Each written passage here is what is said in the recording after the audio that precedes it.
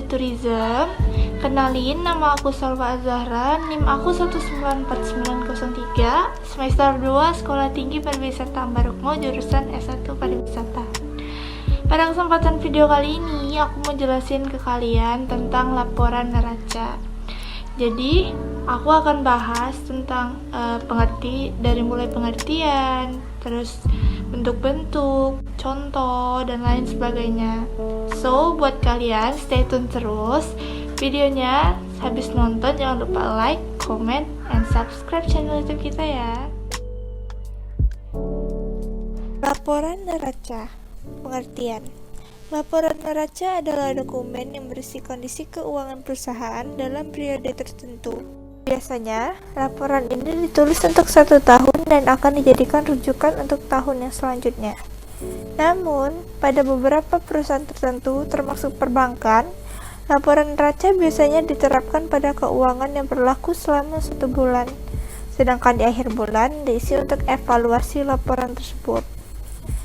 Manfaat dari laporan neraca: pertama, sebagai alat menganalisis finansial jika dalam pelaksanaan terdapat perubahan.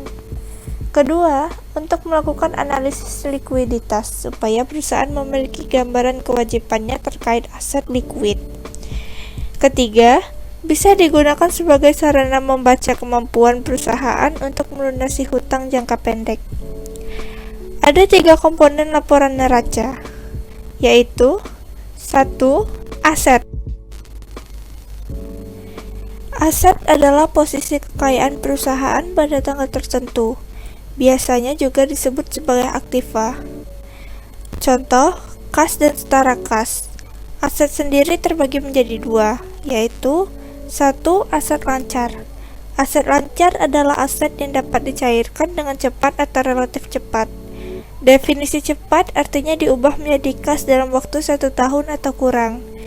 Komponen-komponen yang termasuk aset lancar seperti kas dan setara kas, piutang usaha, persediaan, dan utang dibayar di muka.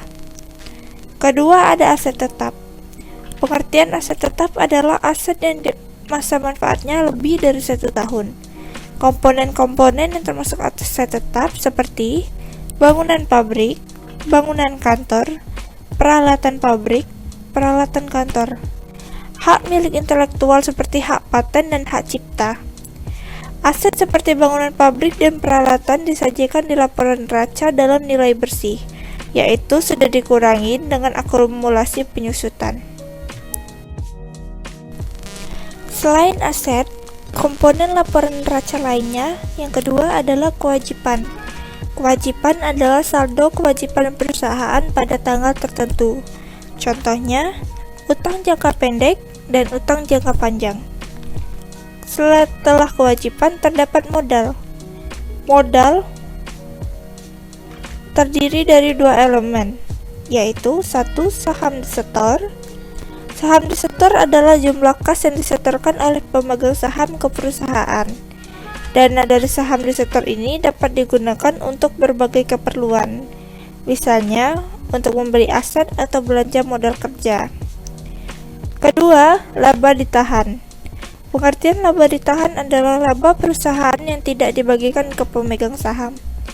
Bagian laba ditahan atau retained earnings akan terus terakumulasi dari waktu ke waktu.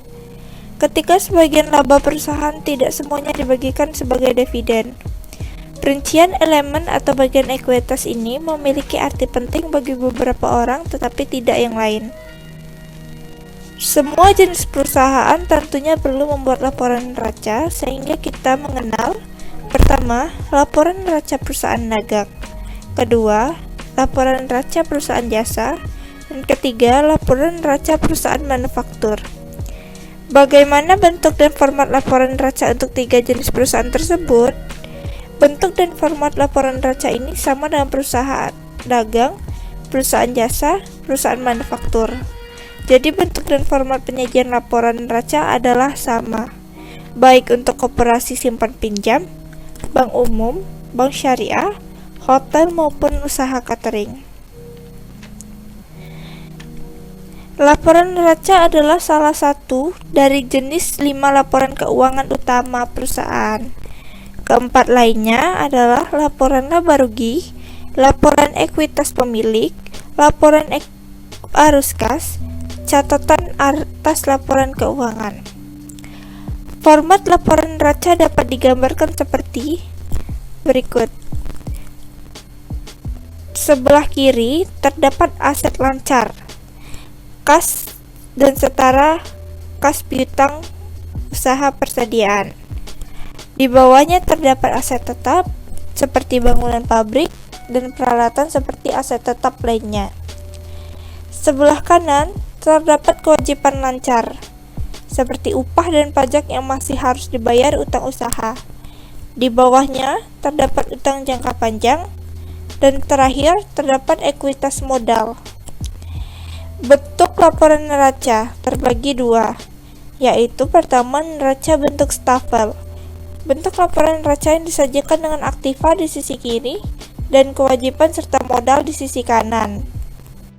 Kedua, bentuk neraca skontro. Neraca ini bentuknya diurutkan dari atas ke bawah.